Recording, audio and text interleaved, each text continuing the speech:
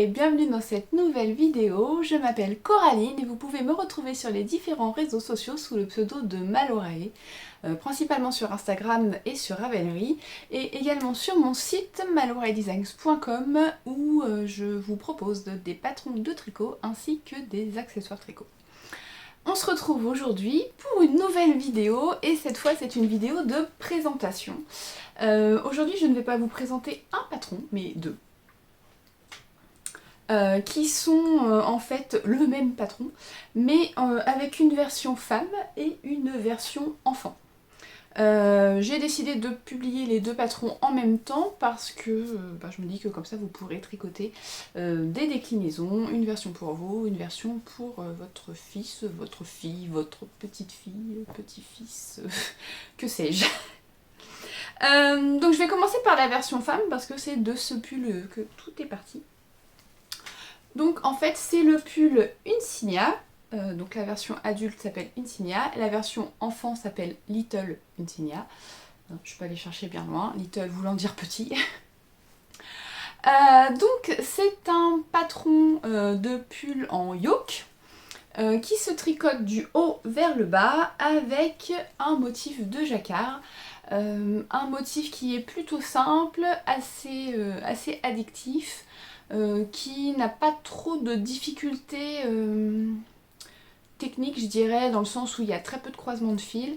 Le seul petit point un peu plus complexe, c'est au niveau... Alors, je vais m'approcher. Au niveau de ce motif-là, où en fait vous avez des rangs à 3 couleurs, à cause du petit motif qui est central, là. Si jamais c'est quelque chose qui vous fait peur, sachez qu'il suffit, vous pouvez tout à fait supprimer ce petit motif là et du coup tricoter à la place en couleur principale, ce qui vous fera seulement 2 couleurs sur le même rang au lieu de 3, parce qu'en fait on a des... Donc là la première partie on a 2 couleurs, mais la partie où on a la petite maille centrale ça fait 3 couleurs, et aussi ce rang là en fait, le dernier rang où on insère le motif du dessous. Donc en fait on a 2 rangs à 3 couleurs. Voilà, c'est pas non plus énorme sur la quantité de rangs du yoke. Donc je vous le disais, c'est un pull qui se tricote du haut vers le bas. Donc on commence par monter les mailles du col. Et on tricote en jersey pour avoir quelque chose d'un peu rouloté. Ensuite on commence à tricoter la grille de jacquard. Donc la grille, le motif est présenté sous forme de grille, et dans la grille vous avez toutes les augmentations pour former le yoke qui sont intégrées dans la grille. Donc en fait il n'y a pas besoin de se poser de questions, vous tricotez la grille et voilà. Je vous indique aussi sur le patron, après chaque rang combien vous devez avoir, chaque rang d'augmentation, combien vous devez obtenir de mailles. Voilà. Vous tricotez le yoke en suivant la grille, et une fois que vous avez terminé de tricoter la grille, on va tricoter des rangs raccourcis afin de... vous voyez, l'encolure est creusée, c'est pour rehausser le dos et pouvoir avoir quelque chose d'un peu plus décolleté sur le devant, décolleté, plus dégagé, parce que c'est pas vraiment décolleté, c'est un pull qui monte assez haut quand même. Donc voilà. C'est un yoke qui se tricote avec 3 couleurs, donc moi j'ai la couleur principale qui est un gris, la couleur et les couleurs secondaires c'est un noir et un rouge, je sais plus comment, je vous reparlerai de la laine après. Donc voilà. Une fois que vous avez tricoté vos rangs raccourcis dans le dos, on va séparer le corps et les manches. Donc on va mettre les mailles des manches en attente. Et vous allez tricoter seulement le corps, donc tout droit jusqu'en bas du corps, et on va faire des côtes de 2 pour terminer. Vous pouvez aussi, si vous le souhaitez, faire une version un peu plus courte. Moi j'ai fait une version avec une longueur classique, mais vous pouvez tout à fait faire une version un peu plus courte. Pour ça il suffit juste de diminuer la hauteur sous l'emmanchure avant de tricoter les côtes, mais c'est tout à fait envisageable. Si c'est quelque chose que vous aimez. Une fois qu'on a terminé le corps, on a juste à tricoter les manches. Donc c'est des manches classiques. On va reprendre les mailles qui étaient mises en attente en relevant des mailles sous l'emmanchure. Et puis on va diminuer petit à petit pour ajuster la manche et on termine là encore par des côtes de 2. C'est un modèle basique en fait, la construction est assez simple, tout se joue sur le motif et suivant les couleurs que vous avez utilisées, vous allez vous retrouver avec des... J'ai envie de dire des pulls différents, même si ce sera le même modèle, mais les couleurs font vraiment tout. J'ai des testeuses qui l'ont fait dans des nuances de gris, c'est super joli, des nuances de bleu, c'est aussi super joli. Donc voilà. Donc pour ma version, j'ai utilisé de la laine Lopi, de chez Istex. Donc je l'ai acheté chez Triscott. Hop. Donc j'ai 3 couleurs. J'ai un fil qui se fait la malle. Donc ce sont des pelotes qui viennent comme ceci. Donc c'est des pelotes de 50 grammes et c'est 100 mètres. Donc j'ai utilisé 3 couleurs. Donc ça c'était ma couleur principale et celle-ci mes couleurs contrastantes. C'est des numéros. Alors ce que je vais faire c'est que je vais vous mettre sous cette vidéo dans la description. Vous aurez un lien vers l'article de blog que j'ai écrit. Et dans l'article de blog, je vous ai marqué les noms des coloris sur le site de Triscott. Parce que là, ce sont que des numéros, donc c'est pas... enfin, le noir, c'est 327. Le rouge, c'est 379. Et celui-ci, c'est 461. Ce sont des coloris... donc, ces deux-là sont un peu chinés. Celui-ci, non. Alors, vous voyez plus orange qu'il n'est. Donc voilà. C'est une laine qui est parfaite pour le jacquard parce qu'elle se... En fait, vous voyez à l'intérieur, ça s'accroche bien, donc c'est quand même pas mal pour le jacquard. Après, c'est pas doux, hein. C'est pas doux du tout. Moi, je suis pas très sensible au niveau de la laine, donc ça me pose pas de problème. Mais si vous avez...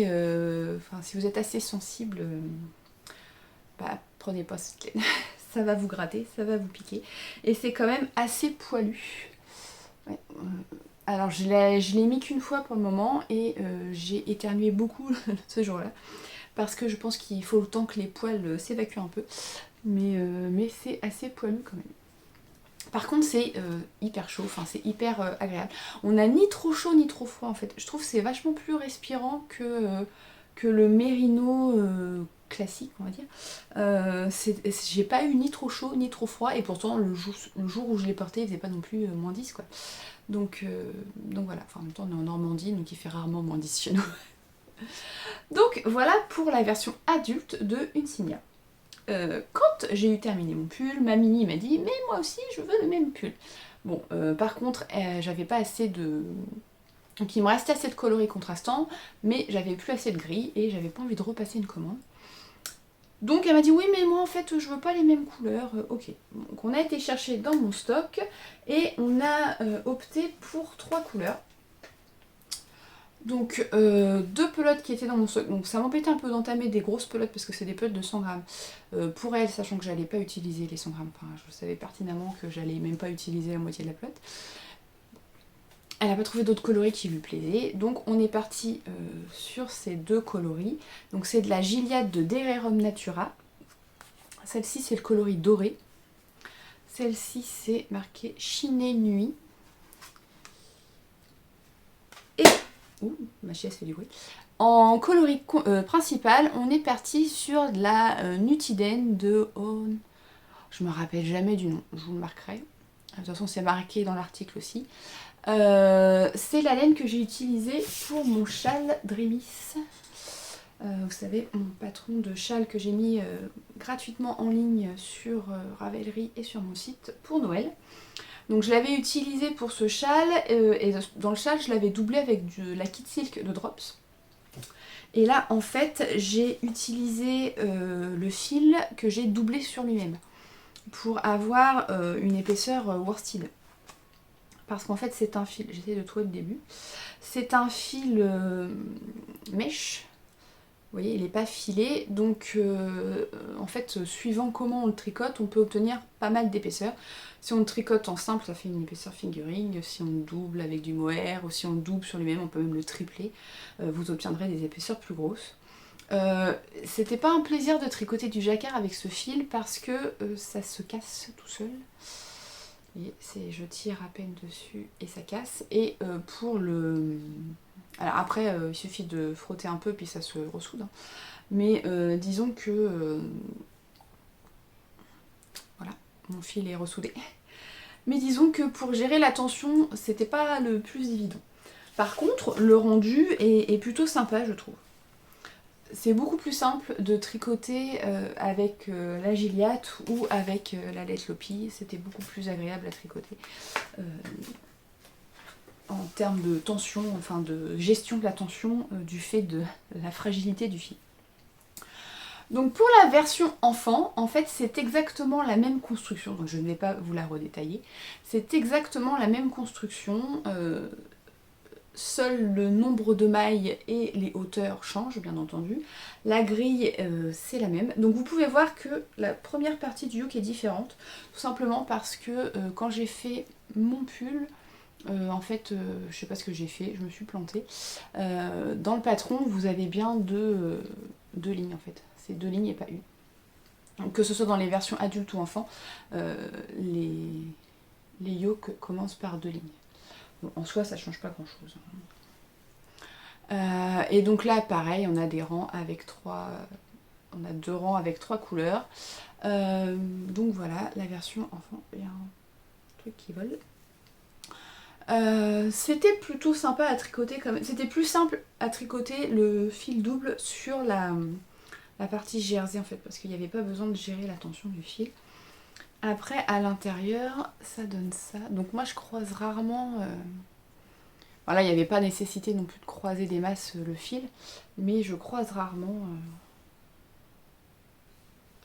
en fait je croise toutes les 4-5 mailles. Et en fait là il n'y avait pas besoin de faire plus. Il n'y avait pas besoin de faire plus. Mais je trouve quand même qu'il y a une bonne définition, enfin le motif on voit quand même bien. Donc voilà, donc si jamais vous n'aimez pas la laine piquante ou avec des poils, vous pouvez vous tourner vers la Gilliatt qui est somme toute plutôt pas mal. Elle est assez douce, hein, franchement elle est très douce. Elle est super sympa à tricoter, j'en ai déjà utilisé pour plein de projets. Et il y a des coloris super sympas. Après dans la Let Lopi, il y a beaucoup de coloris aussi, mais c'est plus rustique, donc forcément si c'est pas quelque chose que vous aimez, je vous le déconseille. Pour terminer les pulls et surtout pour ma mini, alors surtout pour la mini parce qu'en fait elle a souvent tendance à mettre ses pulls à l'envers quand je lui fais parce qu'il n'y a pas d'étiquette. Donc j'ai ajouté une petite étiquette que j'ai cousue, donc c'est des étiquettes que vous pouvez retrouver dans la boutique, il y a plusieurs inscriptions. Là j'ai mis tricot fait main. Comme ça il n'y a pas de souci, enfin même si en fait quand on met le pull comme ça on voit bien que le dos est plus haut, mais bon Manon n'a pas tendance à faire ça. Elle prend son pull et puis voilà, on cherche l'étiquette et on met dans le bon sens. J'ai mis la même pour moi. Et sur mon pull j'ai aussi ajouté un petit tag comme ça, c'est une petite étiquette arrivée, donc c'est une étiquette qui est amovible. Vous pouvez la déplacer sur différents projets, vous pouvez l'enlever pour laver votre pull. Et celle-ci, c'est celle avec mon logo, Malory Designs, mais dans la boutique, vous en avez différentes, je les ai pas là, elles sont rangées. Il y a différentes tailles, donc celle-ci, c'est les plus larges, après j'en ai des plus fines qui font à peu près la moitié, avec différentes inscriptions dessus, si jamais ça vous tente. C'est la petite touche supplémentaire qui donne tout son charme au pull. Alors bon, les étiquettes dans le dos personne ne les voit, mais nous on est content de les avoir. Voilà. En plus d'être pratique, c'est joli, donc c'est bien. Donc voilà pour les pulls Unsignia et Little Unsignia. Comme toujours, je vous mets à la fin de la vidéo des petites photos portées. Ça a été un peu compliqué de faire des photos en duo parce que je suis un peu plus grande que ma mini et comme elle veut, enfin je veux pas qu'elle soit, je veux pas qu'on voit son visage, elle ne veut pas non plus, donc faire des photos où on est toutes les deux, faut trouver des petites astuces pour cacher sa tête, c'est pas toujours évident. Donc voilà pour ces deux versions. Donc comme toujours vous avez droit à des un petit code de réduction. Sachant que je sors les deux patrons en même temps. vous avez le droit à 15% de remise sur l'achat du patron individuel avec le code UNSIGNA. Je vous marquerai de toute façon tout en dessous. Donc 15% si vous voulez acheter la version enfant, 15% si vous voulez acheter la version adulte. Et si jamais vous voulez acheter les deux patrons en même temps, vous aurez le droit à 25% de réduction avec le code DUO. Voilà, ce qui vous permettra de tricoter les deux pulls. Je vous mets en dessous les codes. Ces codes sont valables sur mon site maloreilledesigns.com. Ils sont aussi valables sur Ravelry jusqu'à dimanche soir 23h59 à Paris, en France quoi. Donc voilà, j'espère vraiment qu'ils vous plairont. N'hésitez pas à aller voir sur la page Ravelry les versions des testeuses. Et puis voilà, si jamais vous souhaitez les tricoter, n'hésitez pas à me taguer sur Instagram ou sur Ravelry pour que je puisse voir vos versions ou vos combos de laine, parce que c'est quelque chose que j'aime beaucoup en fait, c'est voir comment vous interprétez mes patrons, parce que moi je les imagine dans un coloris, surtout là pour un jacquard, on peut vraiment jouer avec les couleurs, donc il y a vraiment beaucoup de possibilités. Et donc voilà, moi je les imagine dans ces coloris là, mais de voir votre interprétation, c'est vraiment un mot pas facile à dire, hein. Suivant vos goûts, vos envies, c'est hyper intéressant et c'est très plaisant de voir que vous arrivez à vous approprier les patrons que je crée. Donc voilà pour ces petits patrons. N'oubliez pas de vous abonner à la chaîne si ce n'est pas déjà fait, liker la vidéo, commenter, la partager pourquoi pas, ou partager les patrons sur Instagram. Si jamais vous n'avez pas envie de les acheter mais que vous les trouvez quand même sympas, vous pouvez les partager ou bien les ajouter à votre bibliothèque sur Ravelry. Ça fait tout simplement gagner en visibilité pour le patron, gagner en visibilité pour cette vidéo et du coup potentiellement faire découvrir mes modèles à des personnes qui ne les connaîtraient pas. Voilà pour moi aujourd'hui, je vais vous laisser là et puis encore merci de m'avoir regardé, je vous mets des petites photos portées et je vous dis à bientôt.